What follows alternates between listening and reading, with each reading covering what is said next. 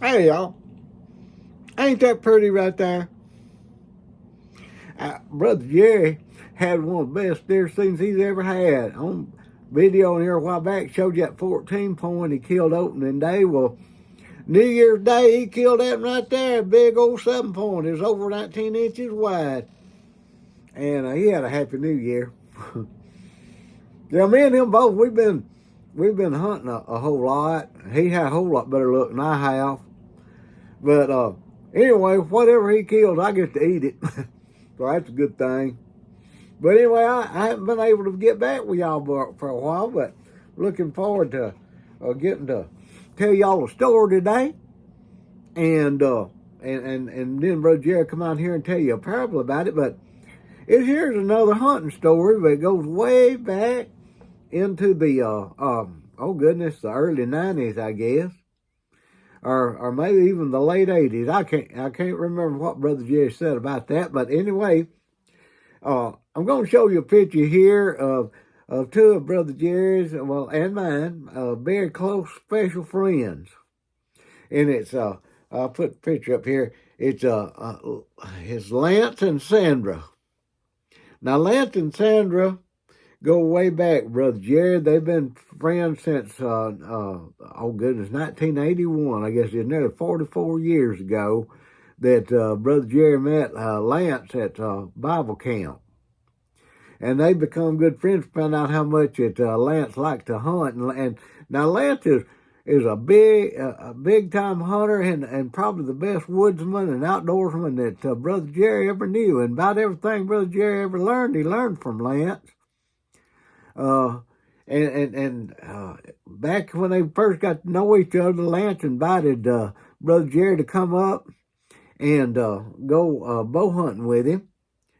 But I do believe this story was in the early 90s. It was a while after they had been friends, but Brother Jerry had moved back from Alabama from preaching over there, but he wasn't having a lot of luck bow hunting. But the next year, he had asked Lance in advance if he could come up and go hunting with him. And Lance said, yeah, you can come up and hunt with me on opening day. And he still had some hunting land up in the edge of Tennessee. Now, Tennessee's first day of their hunting season was the last week of September, and it was still pretty hot weather and everything. Well, Brother Jerry went up there and spent the night with Lance and Sandra, and they got up early and went on hunting. And Lance put Brother Jerry in a stand spot for the morning, and Lance went to another. And now Brother Jerry saw one that morning, but he couldn't get a shot at it. Well, when he met Lance back around midday, Lance had killed one, a big old doe. And anyway, before they continued on to hunt that evening, of course, like I said, it's hot weather. They didn't want the meat spoiled, so they had to hurry up and field dress it. But now Lance, mind you, he all the time messing with Brother Jerry. And he told him stuff all the time, and Brother Jerry just didn't really know when he's telling the straight of it. Now Lance and Brother Jerry are both preachers, but Lance, bad full of Brother Jerry's leg, messed with him a lot. So anyway, he looked at Brother Jerry and said, look, you're going to have to field dress my deer for me. And Brother Jerry said, you killed it, you can do your own field dressing. Now, if I kill one, I'll do mine. I ain't right for me to do yours. He said, no, I can't do it. Now, like I said, Brother Jerry knew that Lance was a hunter from way back and knew a whole lot more about hunting than he did at the time. And matter of fact, Lance called him Rookie at that time. And he might still try it. He hadn't done it in a long time, though. But anyway, he said, I'm serious about this. I cannot field dress that deer. He said, why can't you field dress your deer?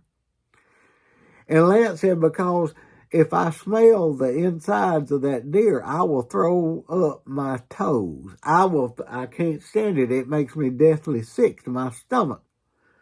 And he said, I can't do it. And he said, I need you to do it for me. Well, Brother Jerry wasn't kidding either. And Lance thought he was pulling his leg back on him, but he said, well, I got to tell you something about dressing deer. In this hot weather and this time of year, I have an allergy to to deer fur. And if I try to get in on that deer, he said, my eyes will swell together and I'll start sneezing and I can't stop and then I can't stand it. And so there, he said, you got to be kidding me. He said, I'm not kidding you one bit. He said, well, here we are, supposed to be big bad hunters, and we can't even field dress a deer. He said, well, we got to get it done, so let's take turns with it. So Lance commenced to cut the deer open, and he started in, and he was just having a fit. He'd cut a little while, and he'd turn over there, and he'd have to throw up, and he's gagging and spewing and spitting and carrying on. Well, he said, I can't stand it. You got to take over. Brother Jerry, he got over there, and he started in cutting on it, and with his allergy, his eyes swelled together, and he couldn't hardly see, and they was watering and itching, and he was and just sneezing his fool head off. And he like to now got done, but he'd stop, and then Lance would come back, and he'd start gagging again and cutting a while. And finally, after several sessions of both of them passing it back and forth, they got the insides out of that deer, and they was able to kind of recover themselves. And Brother Jerry had to put some water in his eyes, wash his eyes out real good, and Lance got his stomach settled back, and they got ready for the evening hunt. Well, as fate would have it, what I just told you is wasn't all that happened on that hunt that day. Well, Brother Jerry and Lance swapped stand spots, and Brother Jerry went to where Lance hunted, and Lance went to where Brother Jerry hunted that morning. Well, Brother Jerry got up in the stand, and he's hunting, and he hadn't seen a deer all day.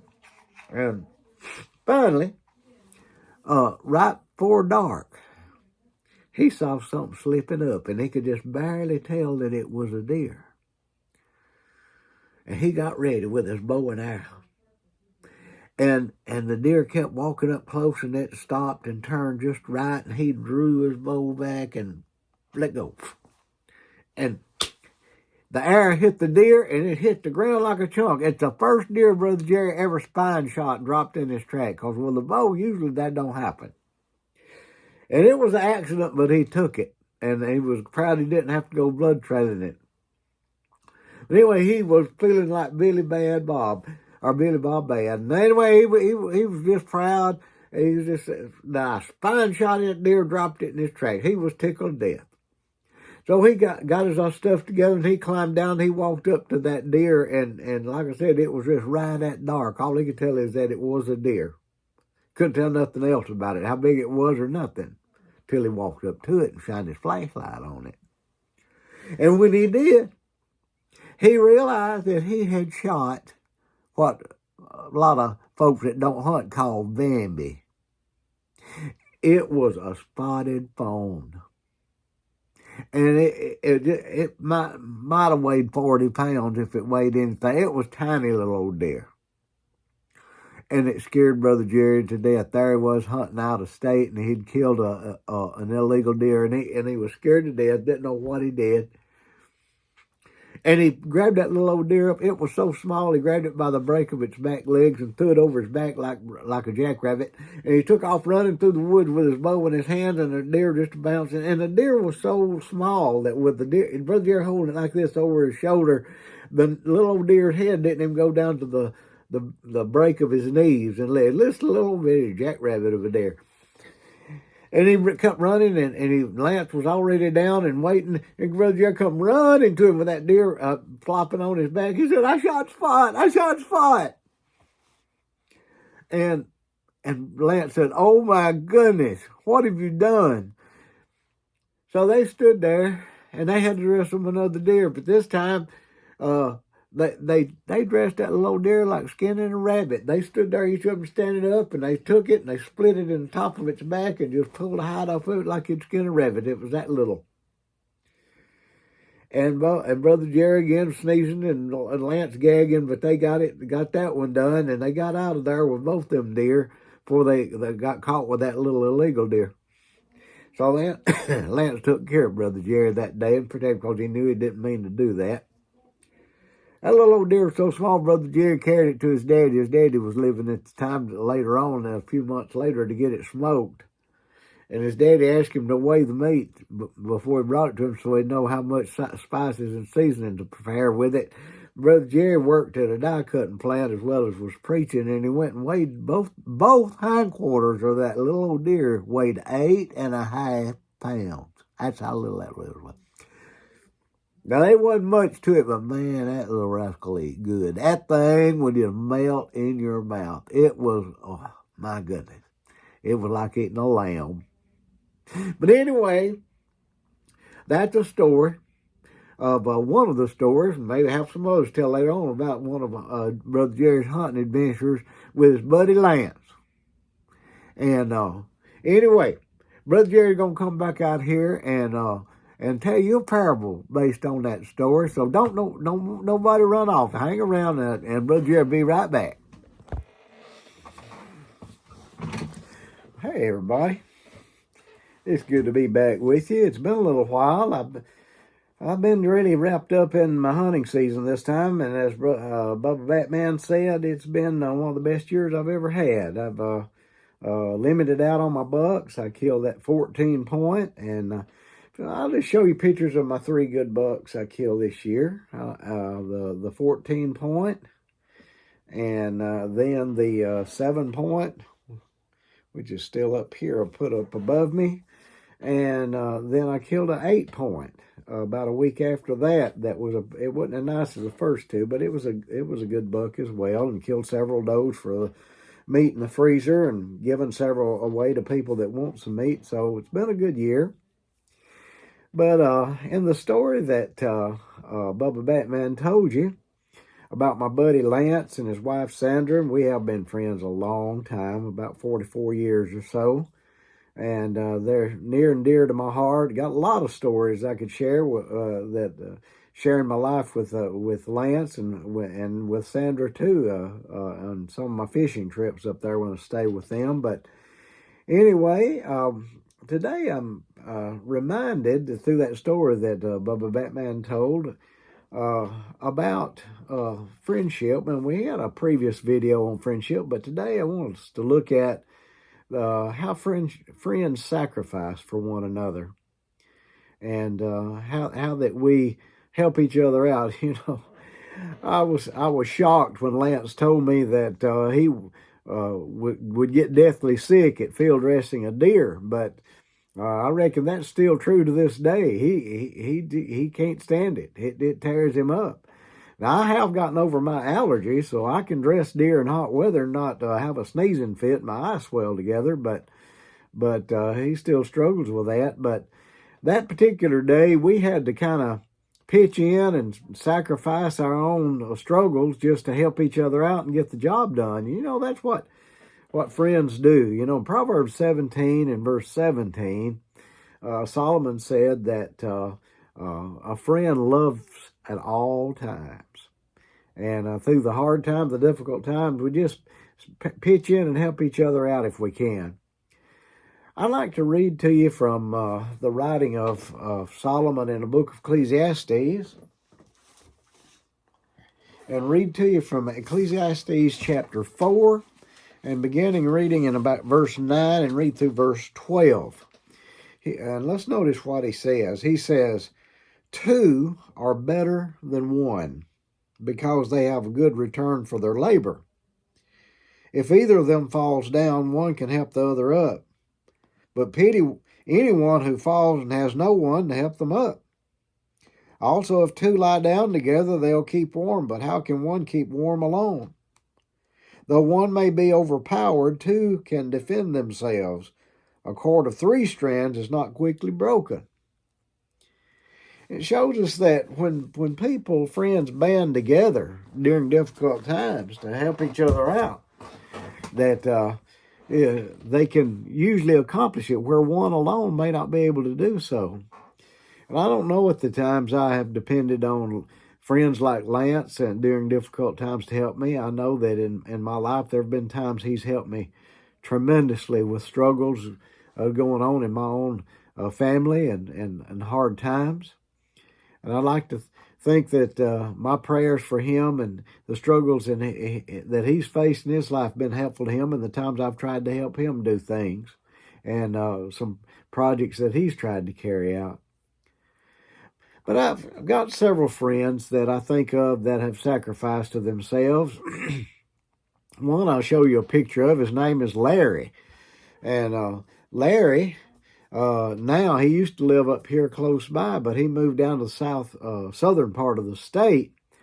But here, after I retired from my work with the medical center as hospice chaplain, I needed to do some renovation around the house, and the flooring on my deck, the part that was exposed to sunlight, it needed to be replaced. It was giving way and some boards breaking through and just a lot of problems. And Larry left Jackson and drove up here just to help me put new flooring on my deck. And I'll show you the product when we got done there. It turned out to be a beautiful job. And Larry was very gifted in regard to that. But I just appreciate him so much. Every time I go out on that deck, I think of my friend.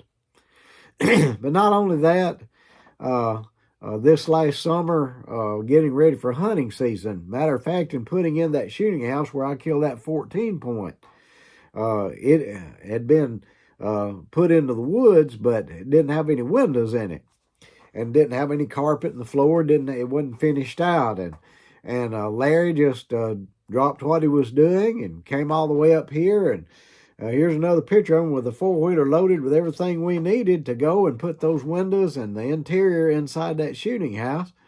And we wrapped it up that day, and I tell you, it made for a mighty comfortable hunting spot throughout this season, and especially on my first hunting there to kill that 14 point.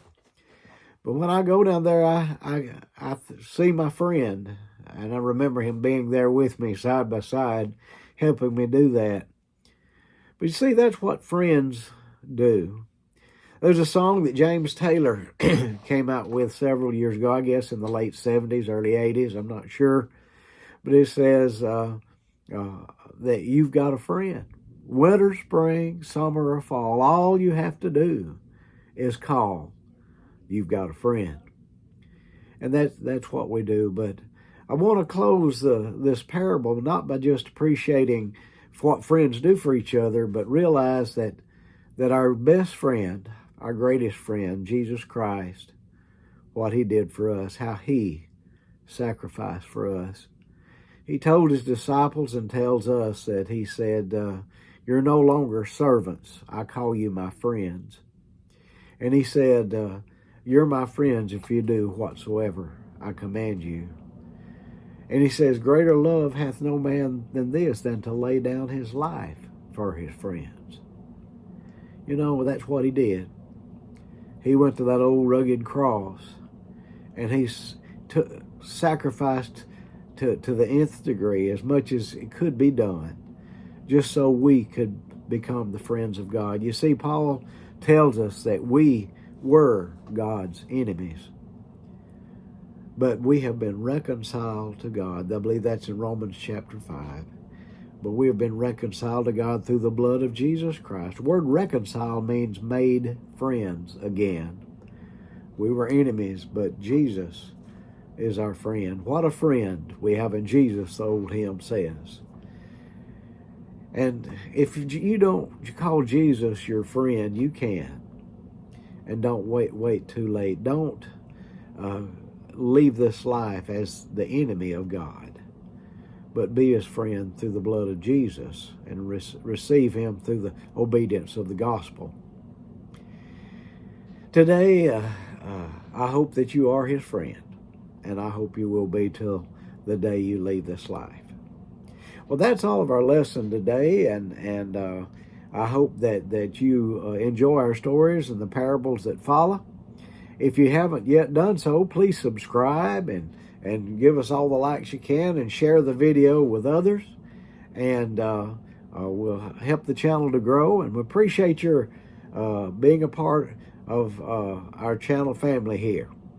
But this is Brother Jerry on behalf of Bubba Batman. We invite you to come back next time when we have another parable from Bubba Batman, and I wish God's greatest blessings on you.